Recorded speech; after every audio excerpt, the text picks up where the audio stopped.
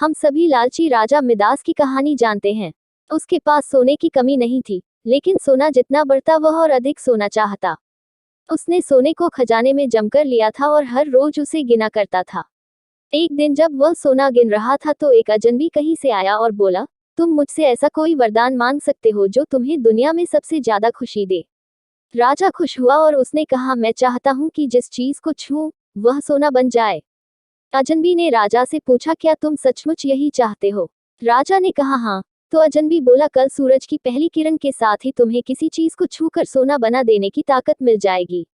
राजा ने सोचा कि वह सपना देख होगा, यह सच नहीं हो सकता। अगले दिन जब राजा नींद से उठा तो उसने अपना पलंग छुआ और वह सोना बन गया। वह वरदान सच था। राजा ने जिस चीज को छुआ वह सोना बन गई। उन्होंने खिड़की के बाहर देखा और अपनी नन्ही बच्ची को खेलते पाया। उसने अपनी बिटिया को यह अजूबा दिखाना चाहा और सोचा कि वह खुश होगी।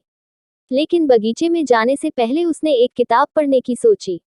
उसने जैसे ही उसे छुआ वह सोने की बन गई। वह किताब को पढ़ न सका। फिर वह नाश्ता करने बैठा। जैसे ही उसने फलों और पानी के गिलास को छुआ वे भी सोने के बन गए। उसकी भूख बढ़ने लगी और वह खुद से बोला, मैं सोने को खा और पी नहीं सकता। ठीक उसी समय उसकी बेटी दौड़ती हुई वहां आए और उसने उसे बाहों में भर लिया। वह सोने की मूर्ति बन गई। अब राजा के चेहरे से खुशी गायब हो गई। राजा सर पकड़कर रोने लगा। वह वरदान देने वाली अजनबी फिर आया और उसने राजा से पूछा कि क्या वह हर चीज को सोना बना देने की अपनी ताकत से खुश है। राजा ने बताया कि वह दुनिया के सबसे दुखी इंसान है।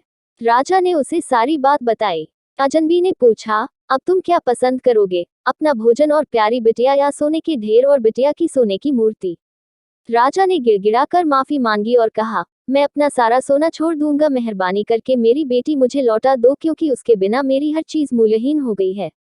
अजनबी ने राजा से कहा, तुम पहले से बुद्धिमान हो गए हो, और उसने अपने वरदान को वापस ले लिया। राजा को अपनी बेटी वापस फिर से मिल गई और उसे एक ऐसी सीख मिली जिसे वह जिंदगी भर नहीं भुला सका।